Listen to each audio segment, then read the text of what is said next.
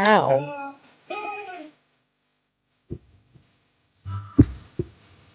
If I would have broke these goddamn headphones, I would have burst right into tears. I don't even know how to start this video. I haven't done YouTube in such a long time. I'm acting like I haven't been a podcaster for like a year and a half because I haven't been a podcaster for a year and a half. So allow me to reintroduce myself. My name is...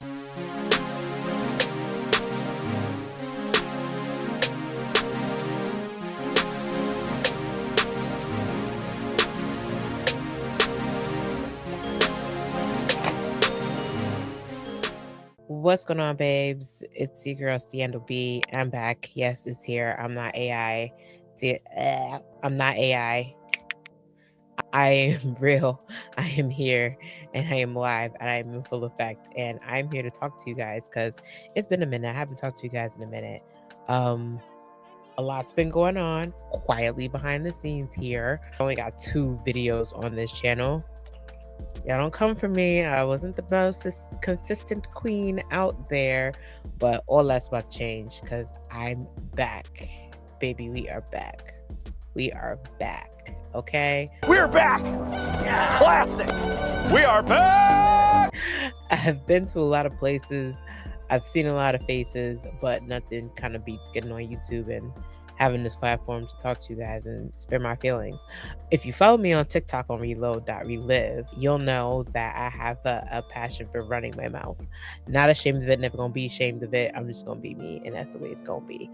But also, I am on a little podcast called Watch What Happens NXT, which is also here on YouTube. It's under Watch What Happens Wrestling. That's going to be launching soon. I'm going to get back into streaming about wrestling. I got to get back to doing a lot of stuff. You know what? I can't wait to get into this video because a lot of it is me getting back to my enjoyment and what gives me enjoyment and how you should do the same thing. I'm hitting the mic already. I'm such a rookie. What is wrong with me? God. So let's get to chatting. Let's see. I've been on Substack like crazy. And I've gotten into so many cool Substacks. I feel like Substacks are like what I miss about like Tumblr, what I miss about like blog posts. Oh my God, does anybody remember like blog? I forgot the name of the website. What was the name of the website? Was it blog posts or was it fanfictions.net? Well, fanfictions.net while all the freaky stuff was going on. If you know, you know. If you know, you know. So if you wrote some of it, I'm not judging you. I'm just saying. It was a lot of time to be alive, child. Yes. Oh my God. WordPress or WordPress.org. Oh my God. Those I miss the most. So Substack is kind of like an elevated version of that. Like you download this app and it's like a whole bunch of people giving their thoughts on threads and stuff like that. And I came across this one today. Is by a creator called Rebecca Bloom. And she's kind of talking about how perfectionism is holding you back. And I felt that a little bit because lately, even me, like I've been trying to find like the perfect day or the perfect time to get back into streaming and get back to watching wrestling. But then I get home and I'm tired and I want to sleep. And I'm like, oh my God, I didn't have the perfect window to do a video. And it's just like, oh, who cares? That's boring. I think that's what's really been holding me back in doing the vlogging. Like I noticed that, like I used to whip up my camera and just record fun. I bought a whole like DJI Osmosis, and I was so excited to use it. Barely used it. Barely been recording on my phone. Everything's been locked in the phone. I have a passion for creating content, and now not so much. But I feel like with the times right now, like everybody's just trying to get through their day to day. Stuff changed, routines changed. I had a full routine change. So I just feel like that's a part of the game. And there's nothing wrong with that, but it's just a matter of I should have gotten back to my roots. And this is one of those ways to get back to those roots. So I'm going to dive into the article a little bit and what I took the context of it from, because I have some notes on my phone. Who's calling my phone? I don't know if my brother wants to make a guest appearance on the recording, but I think he's busy. Yeah, he's gone. So it's just me and you talking. We could talk. I think we're alone now. I think we're... Okay. So the first part really hit to home. which made me really tap into the article. And it says, this took me a long time to learn. Perfectionism ruins more than it protects. Perfectionism is quietly ruining your life. This is a hard pill to swallow, but it's true. Perfectionism doesn't usually look like failure. It looks like preparation, thoughtfulness, and high standards. It looks like someone who really cares. It shows up as a resume you keep editing but never sends. The presentation you kept tweaking instead of submitting. The project or idea you're almost ready to start, just not yet. Is really that's really perfectionism. I feel like there are always two opposites of that when it comes to people. I think I sit more on the linear of, if I'm gonna do something, I want to do it right. Like I want to do it right. Like I never want to talk about something that I and make it sound like I don't know what I'm talking about. I give you the perfect example. When I started my podcast for wrestling, a lot of people were hesitant because they knew I was a wrestling fan, but they didn't think I would choose a topic like talking about a developmental program like NXT. And the comments that I used to get was like, oh, like, what do you know about this? Do you talk about this back in the day? And then the rest of the comments are just like a bunch of people that are like, oh, you're still watching wrestling? What a loser. To them, I hear say block. Block, block, block, block, block, block.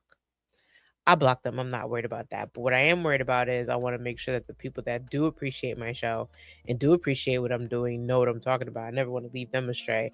The next part says that when I was younger, I thought perfectionism was discipline. I thought it meant I was serious, ambitious, and responsible. What it actually meant was I kept delaying the things that mattered the most to me because I wanted to justify the effort, the risk, and honestly, myself. And psychologists don't define perfectionism as wanting things to be good. They define it as tying your self-worth to performance and outcome. Very true. Like it's almost sad because we're kind of groomed from that as kids. Like say you do something really good and the adult, like say you do something that an adult told you to do and you do it very well. What's the first thing that happens? Oh my God, you did so good. Good job. Oh, I'm so proud of you. The praise and the glory and all that of doing just basically what you're supposed to really do comes from that at a young age. But imagine all the things that happen to you when you don't do something properly. Maybe you were a kid that when you spilled chocolate milk, you got scolded right away. Or maybe you were a kid that if you didn't know something you were supposed to know, you weren't greeted with like a learning lesson in it. You were more greeted with like a disappointment or like a shame reaction, like this is so embarrassing. Why don't you know this? Or how can you do it like this? It's all wrong. Like maybe you weren't conditioned in a way to understand that mistakes are normal, mistakes are real, mistakes happen. And the more you make mistakes, the more you learn from that mistake. Unless you like repeatedly do that mistake on purpose, you have no way of actually learning what you need to know about yourself and how to correct something that needs to be corrected. And it's a common thing. Listen, we all even beat ourselves up that I know how to do. And I know I've done it 1,000 times. But if I mess up, I beat myself up so much. It's like, oh, how can you mess this up? You know what you're doing. You know how to do this. But it's something that we do as humans and it's something that should actually be acceptable. So it's like, okay, I made this mistake once or twice. Now I know I definitely can't make it again. Or I made it one time and I'm not going to make it again. And that's it. I feel like the only time we should be reprimanding mistakes and perfectionist behavior is when it's done once. If it's not done more, if it's only done once, fine. If it's done more than once, yeah, that's something you kind of got to tap into and look at yourself and be like, all right, why am I still making the same mistakes over and over again? Why aren't I just doing what I need to do in order to prevent that mistake? It's okay to make mistakes. I don't feel like it should be wasted by beating yourself up repeatedly. I really don't. Personally, to me, I don't. You always want to represent yourself the best. You always want to look your best. You want to feel your best.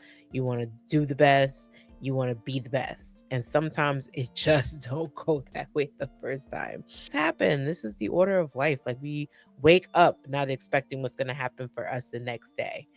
You can't predict weather. You can't predict traffic unless you know, are a really hardcore planner and getting out early, there's a lot of things you're never going to be too prepared for. Like, never. You got to find a way to adjust to what's happening. You got to find a way to fix it. You got to find a way to put this risk, assess it, and then say, you know what, this was what we're going to do. This is how we're going to work it out, period. You don't have time to sit and mope about the fact that it didn't work out the way you wanted to. You got to now curve it, swirl it up, make it look nice, and make it work the way you want to. So never beat yourself up for not being perfect. Don't. Just don't. Just don't. It's not worth it. You mope around, you think that you're doing the right thing by punishing yourself, by not respecting the fact that you can make a mistake, but you're also losing that advantage of being able to do it over again. So don't lose that advantage. Just don't. Thing too that she says that when something represents you, it starts becoming emotionally expensive. Failure stops feeling like feedback and starts feeling like personal. When you fail at something, it is never personal. It is something that you did not get a chance to access and prepare for the first time, and there are many chances for you to fail. You're supposed to fail more than once. You're supposed to fail more than once. I remember being in high school and we would have finals, and I can remember this one girl, like, specifically just wanted a good grade because she wanted to really pass a class. It was like the hardest class to pass. And this girl literally had a panic attack because she went into her final. She didn't feel like she did good. She walked out of the final. She walked out crying. She walked to the bathroom hysterically crying to the point where she couldn't breathe. When all she had to realize was, if you don't get it the first time, it's okay. It's okay, dude. It's okay if you don't get it the first time. Olympics going on, and they're athletes that probably didn't get the medal they wanted. Like, they didn't get gold, and they're beating themselves up for it. But that's not to say that they're not good this year. Next time they qualify the Olympics, they know now they have another 4 years to the next Winter Olympics to find out how they can get better. They got to take the time to get better. That's it. That's done. There's no moping around. There's no quitting. There's no quitting. There's no quitting because you suck. I'm sorry. There's no quitting because you suck. You just got to get back up and figure out how not to suck the second time. Period. Period. I heard this story, and my professor told me about this story. It's about the guy who gets on a plane with the one bag, and the bag has every single thing that he needs to get to where he needs to go. It has everything. Like, the only thing that he has on him is probably his passport, his ID, his phone. Everything else that he took with him is in this bag. He gets to the airport, the bag's secure. He goes to TSA. Yeah, can you make sure my bag is there? He's so panicked about the bag. Mind you, he could be going to like the most tropical place, the most beautiful place, the most serene place, but he's only worried about everything that's in this bag, right? So he gets in, he gets in this bag. He's so focused on this bag. This bag now is too heavy. It can't get with him on the plane. So like, yeah, my bag. Like, he's even looking outside on the tarmac when they bring the bags over to make sure his bags make it onto the plane. He's telling the flight attendant, the check-in people, yeah, can you make sure my bag gets there? Can you make sure my bag gets there? And they're like, dude, it's a bag. We got you. It's fine. But then, of course, what happens is he gets on the plane, he's still looking for his bag, and suddenly he notices there's this suitcase that looks familiar, and it's his bag. So they forgot the bag, but he's like, oh my God, I got on a plane, I'm on a plane, I can't get off the plane, my bag, my bag, my bag. Too late. We notice your bag's not there. He's sitting down to see, he notices his bag's on the floor. They've already closed the door. They're not going to unlock the door. He's sitting there. He's like, but I'm not going to go to this destination. I don't have a bag. Already in the air, you're already going. So many people worry about what they're carrying with them or what they think they need to go somewhere. They're not even excited about the next destination. And that's the biggest problem with perfectionism. You're not even excited about what's next. What happens when you plan out something to a T and something unexpectedly stops that plan? You're gonna mope about it? No. Like, example, I went on vacation and we were supposed to went to an island, and we were supposed to go to a separate island. And this island had one of the best beaches in the world. But again, sometimes when the seasons happen, the beach is not looking the way the beach is supposed to look. And the person that really wanted to take me to the beach was so excited about going to the beach. Like they were like, "Oh, I can't wait for you to see it. The sand is beautiful. They call it this, blah, blah," and their friends are hyping it up. And we get there, and before we can even get there, we can't even get on the water because the seaweed is so bad that you can't even see the sand. You can't see the sand. It smells. You basically cannot go to this beach. And then we get there too, and on top of that, it starts raining. So of course we're thinking we're supposed to chill and go to the beach, and it's drizzling on us. It's raining on us. Me, I came to go to the beach. I already getting wet. I don't care about no rain unless it's thunder. I'm not getting no water with no thunder. We're not doing that. Can't do that. Don't get in the water when it's a thunderstorm. Don't do it. Don't do it. Don't do it at all. Don't do it. Just don't. Just don't. Stay out of the water. But it didn't thunder or anything. So me being me, everybody's like covering themselves. Mind you, you're at the beach, you're already getting wet. Why are you covering yourself at the beach? If you're already going in the water. Make it make sense. So everybody's like covering their heads and they're like, "Oh my God, my stuff, my bag, blah, blah." And I'm looking around and I'm like, we came all this way. We traveled all this far. I'm getting in the water. So I took off my stuff, put my bag to the side, covered it with a towel, and I went in the water. Plain and simple, problem solved. I came to have fun. Of course, things didn't go according to plan, but the plan was for us to go in the water, have fun, and look at the beach and enjoy the view. And that's exactly what I did. I had a fun blast. I got tan. I enjoyed it with the people that I really cared about. And at the end of the day, they got in the water in the rain. And I'm not a girl that always went to the beach, right? So to me, it looked nice, but to other people, they're just like worried about making sure everything looked great. But at the end of the day, in my opinion, I had one of the best trips. I think people just strive to make anything that they appreciate look so good and that it's so perfect. But sometimes you gotta just let things happen. Like it may go right the first time, it may not. It is not the end of the world if it doesn't go right. But that's just the message I have. It's kind of like, too, when I think about trying to get back into YouTube, I don't know if a lot of people have that feeling, but I was so worried. I'm like, am I gonna make good enough content? Am my content good enough? Am I doing enough stuff? Am I going out enough? Maybe I need to go out here so I can have a video. Maybe I need to carry my camera here. My GoPro was going to be everywhere. And I was just like, sometimes I was just like, yo, just pick up the phone and record. You don't need the perfect equipment. You don't need a 4K camera. I don't care what anyone says. I've seen the best creators on here literally make it by shooting on their iPhone. Doesn't, right? But I wanted to work so bad that I stopped doing this. I stopped doing, like, I wanted my wrestling content to be perfect so much that I stopped streaming about the one thing that I cared about the most. And I should have never done that. But so please take the advice from me. If you care about something so much, don't let perfectionism be the reason that stops you from doing what you really care about. Like put that perfectionism in your craft. Just keep doing it. And over time, put that perfectionism in your craft. And when you consistently start showing up and you get better, the perfectionism will do itself and everything else will follow in between. So that's my little 25-minute TED talk that I'm going to give to y'all tonight. It's the first of many. I can't wait to give you guys more. Do me a favor, please like, subscribe to this channel. I got a lot more other things going on. It's not just me mumbling and jumbling about perfectionism.